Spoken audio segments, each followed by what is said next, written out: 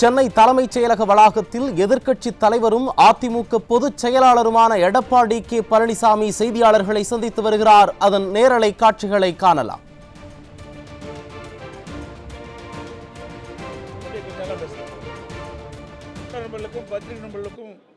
வணக்கம். 2025-26 ஆண்டினுடைய நிதிநிலை அறிக்கைக்கு நிதியமைச்சர் அவர்கள் பதிலுரையாற்றினார்கள்.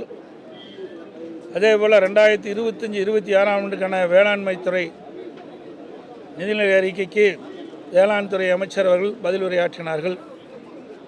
இந்த பதிலுரையில் மிகுந்த எதிர்பார்ப்போடு நாங்கள் இருந்தோம். நிறைய திட்டங்களுக்கான நிதிகள் சிறப்பாக செயல்படுத்துவார்கள் என்று எண்ணினோம். ஆனால் நிதியமைச்சர் அவர்கள் அவருடைய உரையில் வார்த்தை ஜாலங்கள் தான் அதிகமாக பார்க்கப்பட்டது ஒழிய செயல்பாடுகள் ஒன்றும் காணவில்லை. அதோடு திராவிட முன்னேற்ற கழகம் ஆட்சிக்கு வந்த பிறகு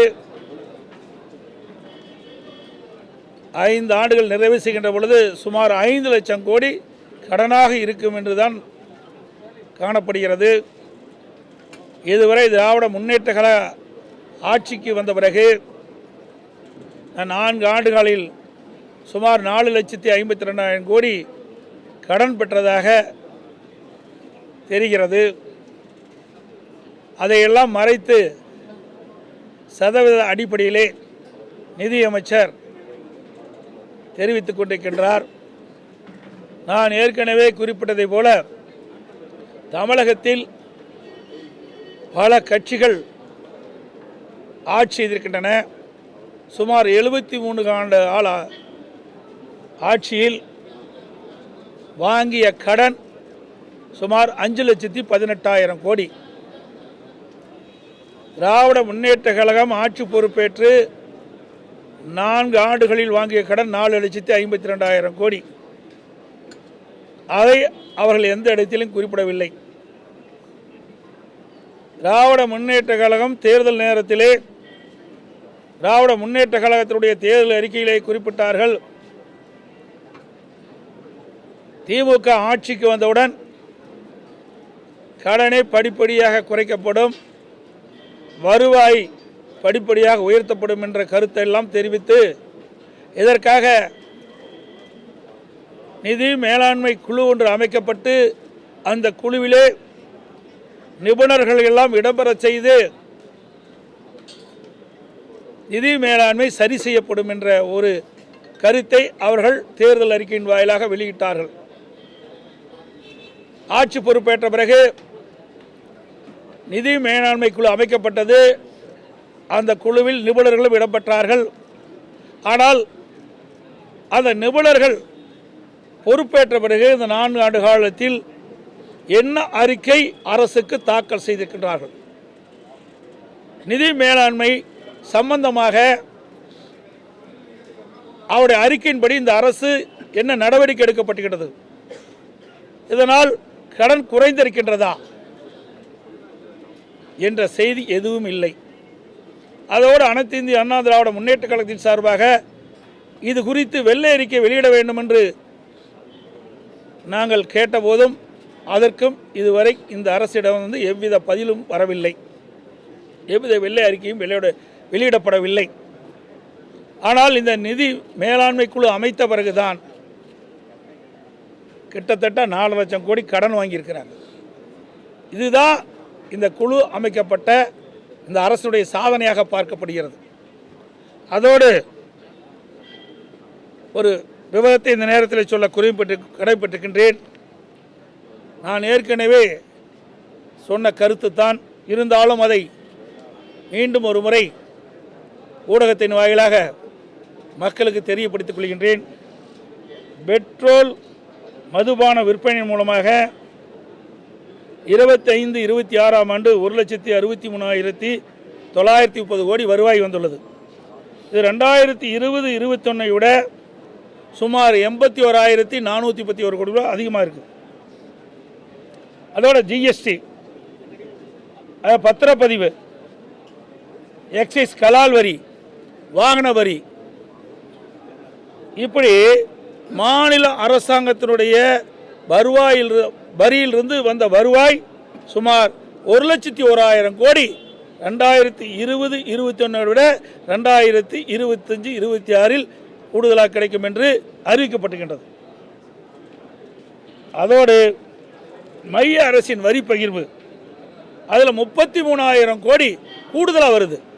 அதாவது 2020-21 அதிமுக ஆட்சியை விட 2025-26 திராவிட முன்னேற்ற கழக ஆட்சியில் கூடுதலாக 33,000 கோடி மத்திய அரசுடைய வரி பகிர்வு கிடைக்கும் என்று சொல்லியிருக்கிறார். இதையெல்லாம் நீங்கள் ரெண்டும் இணைத்து பார்க்கின்ற பொழுது 1,34,000 கோடி கிடைக்கின்றது.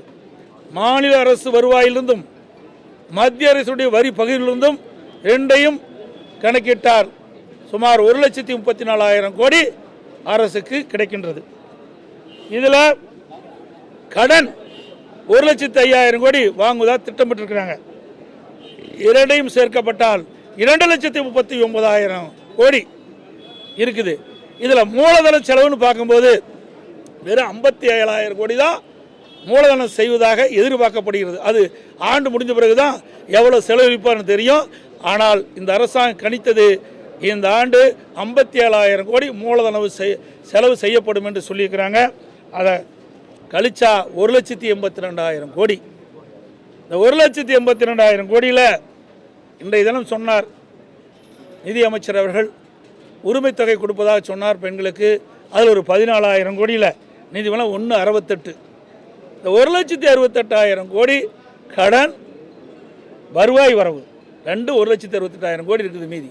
இதில் என்ன ஒரு புதிய பெரிய திட்டத்தை கொண்டாந்துருக்காங்க இந்த அரசு? எதுவுமே தெரியல. எல்லாம் மூடி மறைச்சி ஏதாவது புள்ளி வரத்தை சொல்லி மக்களை ஏமாற்றிக்கிட்டு அரசாகத்தான் பார்க்கப்படுகிறது. கடன் மேல் கடன் வாங்கி இன்றைக்கு தமிழ்நாட்டு மக்கள் மீது மிகப்பெரிய கடனை சுமத்தியதுதான் இந்த ஆட்சியினுடைய சாதனை. அதோட பசு வீடுகளை பற்றி சொன்னார். 25% வீடுகள் கட்டாமல் விட்டுட்டு போயிட்டாங்கன்னு உங்களுக்கு எல்லோருக்கும் தெரியும். கொரோனா காலம் 2019-20 கடைசியில் 2020 கொரோனா காலம். அதனால் அந்த பணிகள் முழுமையாக நிறைவேறப்படல ஒழிய அதற்கு முந்தி அம்மா இருக்கின்ற பொழுது 3 லட்சம் வீடுகள் கட்டப்பட்டன. 11லிருந்து 16 வரைக்கும் 3 லட்சம் வீடுகள் பசு வீடு கட்டி கொடுத்தோம். பிறகு 2016 அம்மா 60,000 வீடுகள் அறிவித்தாங்க. அப்புறம் நான் முதலமைச்சரான பிறகு வருஷத்துக்கு 20,000 சொன்னேன், 40,000. அதில் 1 லட்சம் வீடு தான். அதில் தான் 20% நிலுவையாக இருந்தது. அந்த நிலுவை கூட கொரோனா இருந்த காலத்தினால் அந்த பணி தடைப்பட்டதை ஒழிய அரசின் மெத்தன போக்கினால் அல்ல என்பதையும் இந்த நேரத்தில் சுட்டி காட்டுறேன். அதோட எவ்வளோ புள்ளி வரும் சொன்னார், தொழிற்சாலைகள் பற்றிலாம் சொன்னார். ஆனால் இவருடைய ஆட்சி ஏற்பட்ட பிறகு மின்கட்டண உயர்வு, மூலப்பொருட்களுடைய விலை உயர்வு, இதையெல்லாம் அதோட இந்த உற்பத்தி செய்யப்பட்ட பொருளை சந்தைப்படுத்த முடியல. இதனால் சிறு குறு தொழில்கள் சுமார் 10,000 தொழில்கள் மூடப்பட்டிருக்கின்றன. இதனால் பல பேருக்கு வேலைவாய்ப்பு தான் இழந்திருக்கிறாங்க. இந்த மின்கட்டண உயர்வுனால இங்கே வர வேண்டிய சிறு குறு தொழிலாம் அண்டை மாநிலத்துக்கு போயிட்டு இருக்குது. இதுதான் நிலைமை. அதோட நாங்கள் கூட கேட்டோம், இந்த ஆட்சி ஏற்பட்ட பிறகு எப்போ பார்த்தாலும் புதிய தொழிற்சாலை வந்திருக்குது, இன்றைக்கு வேலைவாய்ப்பு பெருகுது, பொருளாதாரம் அதிகமாகும்னு சொல்லிட்டு இருக்காங்க. நாங்கள் கேட்குறோம், திராவிட முன்னேற்ற கழகம் ஆட்சி வந்த பிறகு இன்றைக்கு தொழில் முதலீட்டாளர் மாநாடு நடத்துனீங்க, எவ்வளோ தொழில் வந்திருக்குது, எவ்வளோ முதலீடு செஞ்சுருக்கிறாங்க, அந்த தொழிற்சாலையுடைய நிலைமை என்ன, இல்லை முடிஞ்சு எவ்வளோ பேருக்கு வேலை கிடைச்சிருக்கு, அதெல்லாம் வெள்ளை அறிக்கை விடுன்னு கேட்டோம். இது வரைக்கும் எந்த பதிலும் அரசாங்கத்திடத்தில் இல்லை. அத்தனையுமே ஒரு ட்ராமா மாதிரி தான் இருக்குது. அத்தனையும் ஒரு பொய் செய்தி வெளியிட்டு மக்களை ஏமாற்றுகின்ற அரசாகத்தான் இந்த ஸ்டாலின் மாடல் அரசு இருக்குது. இதோட ஸ்பெயின் நாட்டுக்கு போனார். இன்றைக்கு புதிய தொழிற்சாலை அமைக்கிறேன்னு சொல்லி புரிந்துணர்வு ஒப்பந்தம் போட்டார். யாரை கூப்பிட்டு? தமிழ்நாட்டு தொழிலதிபர்கள் அளித்து ஸ்பெயினில் ஒப்பந்தம் போட்ட முதலமைச்சர் தான் இன்றைய முதலமைச்சர்.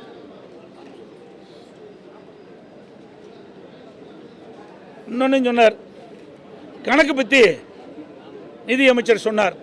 ஏன்னா கணக்கு தானே அவருடைய முக்கிய பங்கு, பட்ஜெட்டில் கணக்கு தானே முக்கியம். ஆகவே பட்ஜெட் கணக்கை சரியாக செயல்படுத்துங்க. எங்கள் கணக்கு நாங்கள் பார்த்துக்கிறோம். எங்கள் கணக்கு நாங்கள் எப்படி பார்ப்போம் எங்களுக்கு தெரியும். அதோட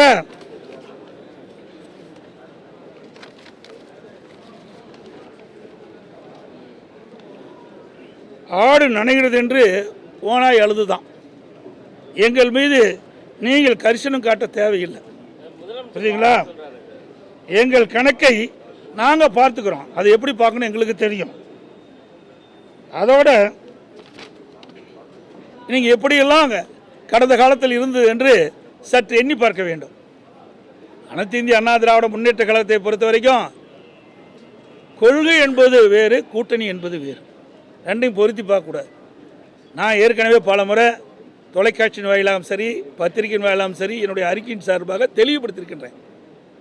கூட்டணி என்பது தேர்தல் வருகின்ற பொழுது வாக்குகள்லாம் ஒன்றாக சேர்ந்து எதிரிகளை வீழ்ப்பதற்காக கூட்டணி அமைப்பது. கொள்கை என்பது அது நிரந்தரமானது. கூட்டணி அப்படி இல்லை, ஒவ்வொரு முறையும் மாறி மாறி இருக்கும். எங்கள் கட்சி அதிமுகவோட கூட்டணி வச்சதுங்க, இப்போ திமுகவில் இடம்பெற்றிருக்கிறாங்க. திமுகவில் இடம்பெற்றிருக்கின்ற கூட்டணியில் அங்கம் வைக்கின்ற கட்சியெல்லாம் எங்களோடையும் கூட்டணி போட்டு தேர்தல் நின்றுக்கிறாங்க. இதுதான் நிலைமை.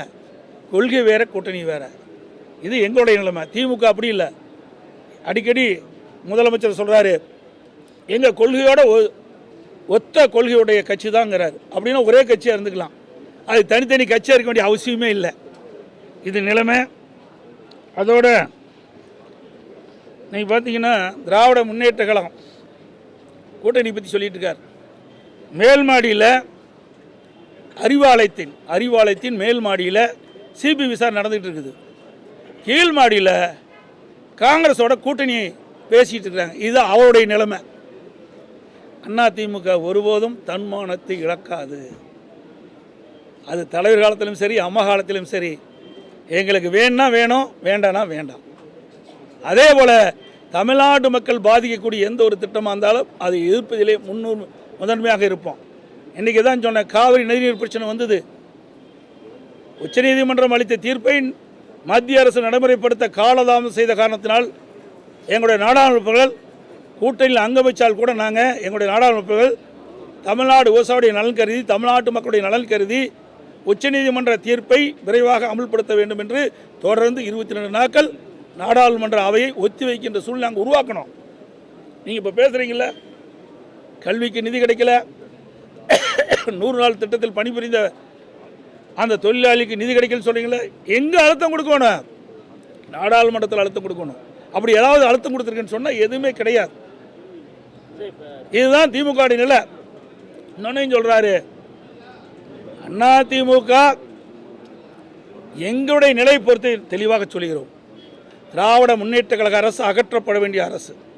அதுதான் எங்களுடைய கொள்கை, அதுதான் எங்களுடைய நிலைப்பாடு. மற்றவர்கள்லாம் எங்களுக்கு எதிரியே கிடையாது.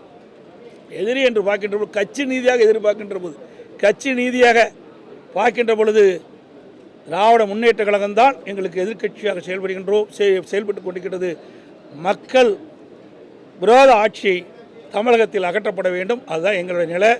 அதோட இன்னைக்கு காங்கிரஸோட கூட்டணி வச்சிருக்கிறாங்க. ஒரு காலத்தில் என்ன பேசுனாங்க திமுக? எமர்ஜென்சி வந்தது, இதனால் திராவிட முன்னேற்ற கழக தலைவர்களுக்கெல்லாம் கடுமையாக பாதிக்கப்பட்டது. விசா சட்டத்தில் எங்களையெல்லாம் அரெஸ்ட் பண்ணாங்க. அது கூட கலைஞருடைய நூற்றாண்டு விழாவில் அந்த நூற்றாண்டு விழா காட்சிப்படுத்தும் போது ஒரு காட்சிப்படுத்தினாங்க. அதில் ஸ்டாலின் அவர் மிசா சட்டத்தில் சிறைச்சாலையில் இருக்கிற மாதிரி. அப்படிப்பட்ட கட்சியோட நீங்கள் கூட்டணி வச்சிருக்கிறீங்க. எமர்ஜென்சி கொண்டாந்து, மிசா சட்டம் கொண்டாந்து, நீங்கள் பாதிக்கப்பட்ட சொன்ன அந்த காங்கிரஸ் கட்சியோட நீங்கள் கூட்டணி வச்சிருக்கிறீங்க. எங்களுக்கு அப்படிப்பட்ட நிலைமையெல்லாம் எப்பொழுதும் வராது. திமுக உங்கள் மீது அக்கறையா இருக்குன்னு நினைக்கிறீங்களா, இல்ல அரசியல் ரீதியா குழப்பம் ஏற்படுத்த முயற்சி? எப்படி அக்கறையா இருக்குன்னு சொல்றீங்க? நான் தான் சொல்றேன், ஆடு நனைகின்றது ஓனாய் அழுதுதான். அது மாதிரி எங்களுக்குள்ள ஒரு சில கருத்து வேறுபாடுகள் இருக்கும்போது கட்சியில், அப்பொழுது பாதுகாப்பு, எங்களுடைய கட்சி அலுவலகம் தாக்கப்படும், எங்களுக்கு பாதுகாப்பு வேண்டும் என்று காவல் நிலையத்திலே சென்று எங்களுடைய கட்சி நிர்வாகிகள் புகார் கொடுத்தாங்க, புகார் பதிவு பண்ணிட்டாங்க, பாதுகாக்கலையே. எங்களுடைய கட்சி அலுவலகத்தை ரவுடிகள் குண்டர்கள் வந்து தாக்கப்பட்டு உடைக்கப்பட்டு சேதப்படுத்தப்பட்டு பூட்டிய அரசாங்கம் தானே அந்த திமுக அரசாங்கம். இதே நேரத்தில் சிந்தித்து பார்க்க வேண்டும். இதயம் புரட்சி தலைவி அம்மா அவர்கள் தமிழகத்தினுடைய முதலமைச்சராக பொறுப்பேற்றிருந்த போது இதே மாதிரி திமுக இரண்டாக பிளந்தது. அப்போ பிளந்த போது அறிவாலயத்தை போட்டு ஆரம்பிச்சாங்கல்ல, அறிவாலயத்தை பூட்டுகின்ற சூழ்நிலை வருகின்ற பொழுது மாண்புமிகு அம்மா அவர்கள் நடுநிலையோடு இருந்து பாரபட்சம் இல்லாமல் அந்த அறிவாலயத்தை பாதுகாக்கப்பட்ட அரசாங்கமாக இருந்தது. இதுதான் அண்ணா திமுகக்குள்ள வித்தியாசம். இல்ல இது எப்படி புரிஞ்சுக்கிறது சார்? எப்படி புரிஞ்சுக்க? இப்ப அவர் என்ன சொல்ல வர்றாருன்னா வாழ்த்துக்கள்னு சொல்றாரு, முதலமைச்சர் வாழ்த்துக்கள்னு சொல்றாரு. தமிழ்நாட்டை பொறுத்த வரைக்கும் திமுக அதிமுகன்னு சொல்லி ஒரு இருதுருவ அரசியல் தான் இருக்கணும், மற்றொரு கட்சி இங்க வந்து விடக்கூடாது அப்படின்னு. இவங்களுக்கு வேணும்னா அங்கே போய் சேர்ந்துக்குவாங்க, மற்றவங்களோட வேண்டாம்னா விட்டுருவாங்க. இது யாருடைய ஏமாத்துற நாடகம்? அண்ணா திமுக விழித்து கொண்டவெல்லாம் பிழைத்துக் கொள்வார். புரியுதுங்களா? அதனால ஒன்றும் கிடையாது. ஏங்க எங்க மேல இவ்வளவு அக்கறை இருக்கிறீங்க, எங்க கட்சி அலுவலகத்தில் போட்டுறீங்க, என்ன வித்தல் நான் நீதிமன்றம் என்ன அடி அடிச்சது? இந்த அரசாங்கத்துக்கு என்ன கொட்டு குட்டுச்சு? உண்மையான முதலமைச்சராக இருந்தால் நடுவிலோடு வந்திருக்கணும். ஒரு பெரிய கட்சி, 30 ஆண்டு காலம் ஆட்சி புரிந்த கட்சி, பொன் விழா கண்ட கட்சி, அந்த கட்சி அலுவலகத்தில் சில ரவுடிகள் வந்து தாக்கி உடைத்து சேதப்படுத்துகிறார்கள். பாதுகாப்பு வேண்டும் என்று நாங்கள் புகார் கொடுத்தோம். இந்த அரசு சரியாக பாதுகாப்பு கொடுக்காம ரவுடிகளுக்கு துணையாக பாதுகாப்பாக சென்று வராங்க, வந்து உடைக்கிறாங்க. எல்லா தொலைக்காட்சியிலையும் பார்த்துருக்குறோம். இப்படிப்பட்டவர்கள் எங்களுக்கு நன்மை செய்யக்கூடியவர்களா? ஒருபோதும் நடக்காது. எவ்வளவு வார்த்தை ஜாலங்கள் நீங்கள் பேசினாலும் அதுக்கு மயங்குகின்ற கட்சி அண்ணா திமுக கட்சி அல்ல. திராவிட முன்னேற்ற கழகம் 2020 திராவிட முன்னேற்ற கழக அரசு 2026 மக்கள் தனையோடு அகற்றப்படும். அது உறுதி. அனைத்து ஊடகங்களுக்கும் நன்றி, வணக்கம்.